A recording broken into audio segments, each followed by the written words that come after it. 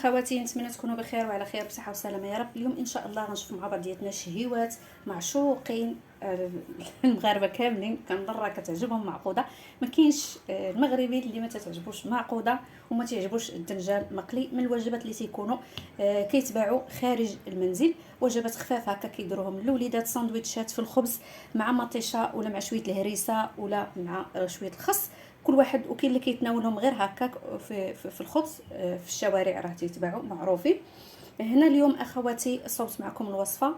الناس اللي كيتخوفوا من معقوده تيقولوا راها تتحل لهم في الزيت ولا شي حاجه ما كتجيش مزيانه، فهذه هي الطريقه ديالتي اخواتي. كما كتشوفوا كتجي من برا مقرمشه بطبقه مقرمشه، ومن الداخل كيف ما تشوفوا المعقوده كيفاش تمشي. بالنسبه للدنجال حتى هو اخواتي كيكون من برا مقرمش ومن الداخل ما كيكونش شارب الزيت. كيف ما كتشوفوا اخواتي ما كيكونش شارب الزيت. كيبقاو هكا وصفات خفاف نديروهم مع خويز هكا ديال القمح للوليدات، تيجوا هائلين. انا شخصيا من عشاق معقوده هكا، كيجوا وجبه خفيفه اخواتي مع كويز ديالاتين. بسم الله على بركه الله اخواتي، نبداو في تحضير الوصفه ديال اليوم. كما كتشوفوا عندي هنا 3 الحبات ديال البطاطا اللي انا شديتهم وقشرتهم وقطعتهم كما كتشوفوا هكا مكعبات، يكونوا كبار شويه باش غادي نديروهم يتسلقوا. غنديروا معهم واحد شويه ديال الملحه كما كتشوفوا، غنديروهم فوق النار يتسلقوا. هنا اخواتي كناخذ واحد الحبه ديال الدنجال قد ما بغيتوا اخواتي، يعني كما دائما تنقول لكم ما تقيدوش بالمقادير اللي تيكونوا خصوصا بالنسبه للطبخ. اما بالنسبه للحلويات فضروري المقادير تقيدوا بهم باش تنجح معكم الوصفه. مثلا الكيكات وهذا ضروري ما تقيدوا بالمقادير او المكونات او المعيار ديال المقادير. اما بالنسبه للطبخ فكيبقى على حسب افراد الاسره، يعني بغيتوا حبه ديال الدنجال جوج. بالنسبه للبطاطا اللي سلقتها قد ما بغيتوا ديال البطاطا، يعني سواء بغيتوا 3 البطاطات 4 5 على حسب افراد الاسره اللي عندكم. كما كتشوفوا هنا انا قشرت الدنجاله كما شفتوا كيف درت لها الشكل ديالها، يعني ما قشرتهاش كامله. كناخذ واحد الاناء فيه الماء وكنقطعوها هكا دوائر يكونوا شويه السمك ديالهم غلاظ شويه، يعني ما يكونوش رقاق. بغيتوا تقطعوها على شكل طول اخواتي ممكن تقطعوها على شكل طول. كما قلت لكم كتاخذوا حبه واحده ديال الدنجال جوج 3 اللي بغيتوا، صافي كتقطعوها هكا دوائر. كما قلت لكم تحاولوا تجيبوها يكون عندها السمك ديالها شويه هكا.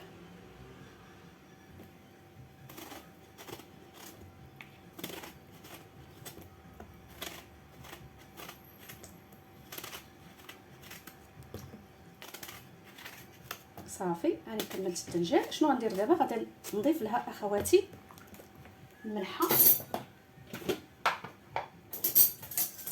كما كتشوفوا غنضيف لها تقريبا واحد المعلقه عامره ديال الملحه. وغنضيف لها اخواتي هنا واحد المعلقه تقريبا معلقه كبيره ديال الخل هو اللي تيخلي لنا الدنجال كما كنقولوا في اللون ديالو، وفي نفس الوقت ماشي يشربش لنا اخواتي هذا الزيت. غنضيف نحاول نضيف لها شويه الماء لان بغيت الماء يكون مغطي على الوجه ديال الدنجال. لما الدنجال كيطلع لنا اخواتي الفوق ما تيبغيش ينزل، فانتوما كتجيبوا هكا شي اناء ولا شي طبسيل وكتحطوه عليه باش كيهبط هكا لتحت. تنديروا بالشكل المعاكس باش يهبط هكا صافي، باش كيهبط كامل الدنجال اللي عندنا. كما كتشوفوا كيتغطى بالماء.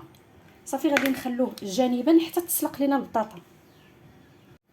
هنا اخواتي كنصاوبوا العجين اللي حنا غادي نديروا فيه المعقوده ديالتنا. عندنا هنا كاس كما كتشوفوا ديال الدقيق الابيض، كنضيفوا له واحد المعلقه كبيره ديال الخميره ديال الخبز اولا الخميره الفوريه. كنضيفوا له هنايا كما كتشوفوا راس معلقه ديال الكمون، عندنا راس معلقه ديال الابزار اولا الفلفل الاسود، وعندنا هنا نص معلقه ديال بابريكا اولا التحميره. اللي بغى يديرها حاره يديرها حاره، انا درتها اخواتي حلوه. عندنا هنا الملحه، كناخذوا شويه ديال الملحه القياس اللي غادي يملح لينا. ما نساوش بان البطاطا عندنا راه حنا سالقينها في الملحه.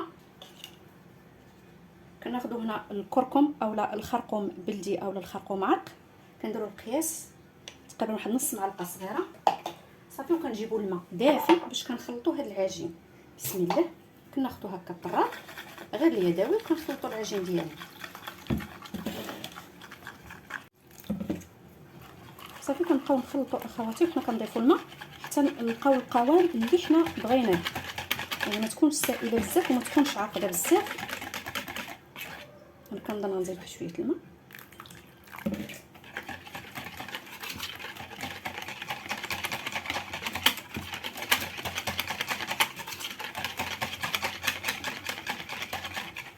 صافي هذه هي العجين ديالنا اخواتي. نوريكم القوام اللي انا حصلت عليه. كيف ما تشوفوا هذا هو القوام. غادي نغطيوها وغنخلوها تخمر. ملي غتخمر راه ما غاداش تبقى هكا، غادي تولي خاطره شويه. صافي انا غنغطيها ونخليها تخمر.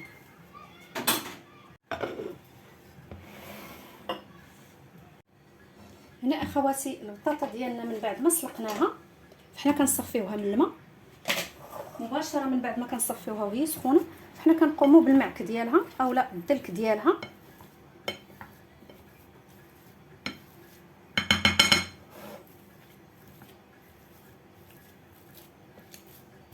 نحاولوا ندلكوها وهي سخونه اخواتي باش دغيا تجينا ساهله انها تدلك. الا بركات حتى بردات فحنا كما كنقولوا تتنزز لينا، ما تتبقاش تتبغي تدلك. هكا ندلكوها وهي سخونه.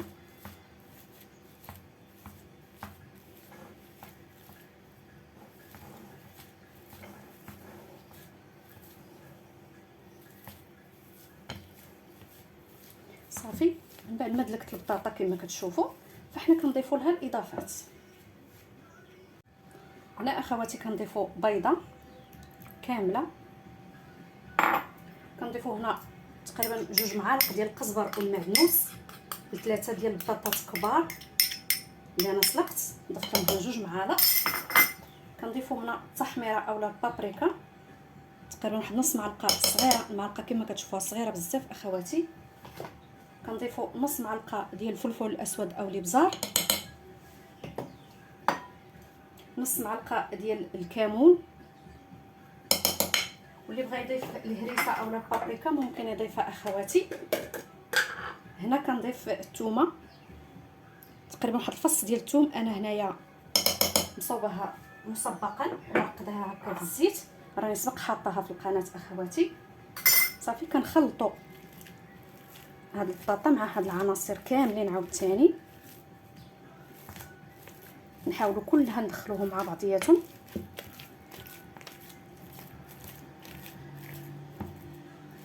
غير بالمهل نبقاو شويه بشويه تنخلطوها كامله.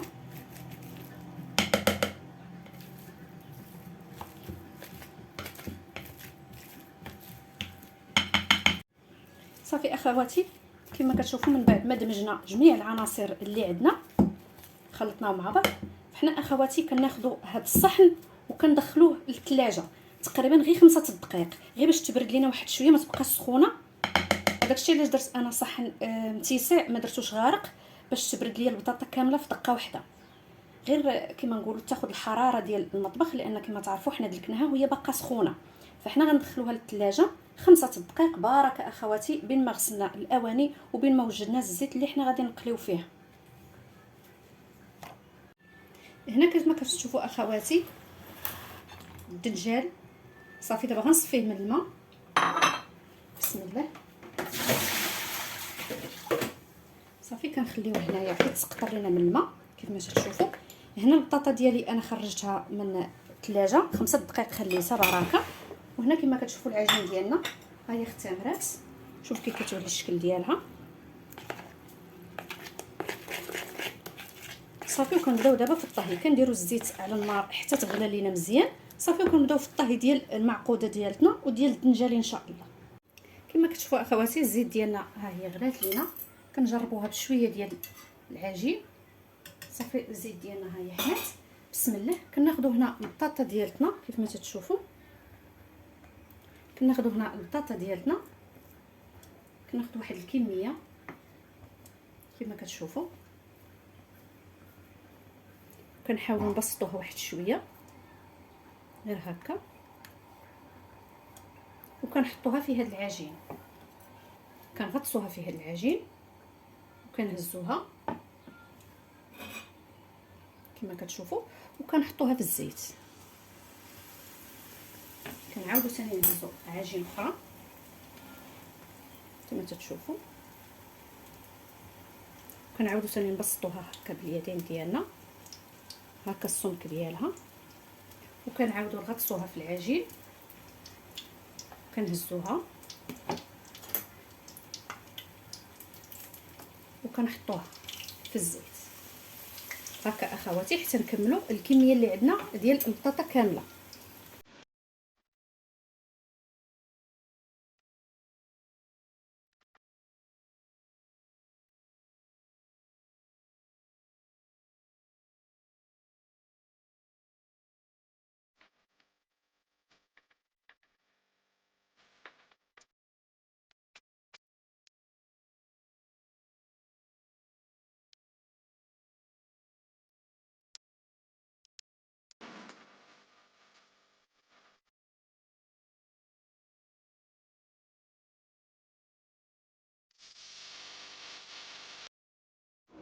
هنا اخواتي من بعد ما طيبنا المعقوده ديالتنا كيف ما تشوفوا، فدابا غادي نفس الطريقه غادي نطيبوا بها الدنجال. يعني غناخذوا الحبات ديال الدنجال وغندوزوهم في هذاك العجين اللي شاطلينا اللي كنا خدمنا به كما كتشوفوا،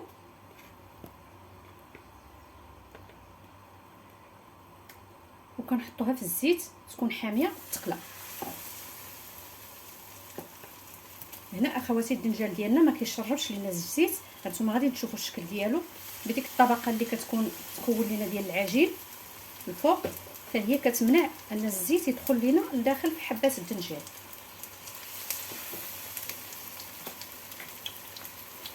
كما كتشوفوا كاس واحد ديال الدقيق حنا خدمنا به 3 حبات ديال البطاطا، خرجوا لنا ما شاء الله كميه وفيره ديال معقوده، وحبه وحده ديال الدنجال ما شاء الله.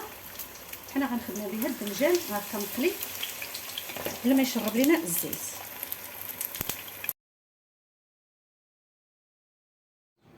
وهادو هما الوصفات ديال اليوم اخواتي. كما كتشوفوا معقوده ما شاء الله 3 ديال الحبات ديال البطاطا ما شاء الله خرجت لينا كميه. هنا ما شاء الله غير حبه واحده ديال الدنجال ما شاء الله خرجت لينا كميه وفيره. كيف ما كتشوفوا ها المعقوده ديالتنا كيف ما تتجي من الداخل مهويه اخواتي، كتجي مقرمشه من برا مقرمشه، ما تتفرتت لينا ما حتى شي حاجه في الزيت. هنا كيف ما كتشوفوا الدنجال ديالنا فهو كيجي مقرمش من برا بديك الطبقه ديال الدقيق اللي درناها ليه، ومن الداخل كما تجوا تيجي ناشف اخواتي ما تيشربش لينا الزيت ما حتى شي حاجه. هكا كيبقاو وجبات خفاف للوليدات، نديروهم هكا نشربوا بهم كويس ديال العشيه، ولا ممكن يدوهم معاهم المدرسه اخواتي ساندويتشات مع الخس مع مطيشه هكا وبصيله يدوهم معاهم المدرسه، كيبقاو وجبات خفاف اخواتي. نتمنى اخواتي من وصفه اليوم تعجبكم وتنال الرضا ديالكم. انا شخصيا كيعجبني المعقوده، نتمنى هاد الوصفات يعجبوكم، تجربوهم ويعجبوكم وينالوا الرضا ديالكم. كيف ما دائما تنقول لكم ما تنساوش اخواتي زياره صندوق الوصف، وخليت لكم راحه اخواتي في امان الله، وفيديو قادم ان شاء الله في شهوه من شهوات ام حمزه.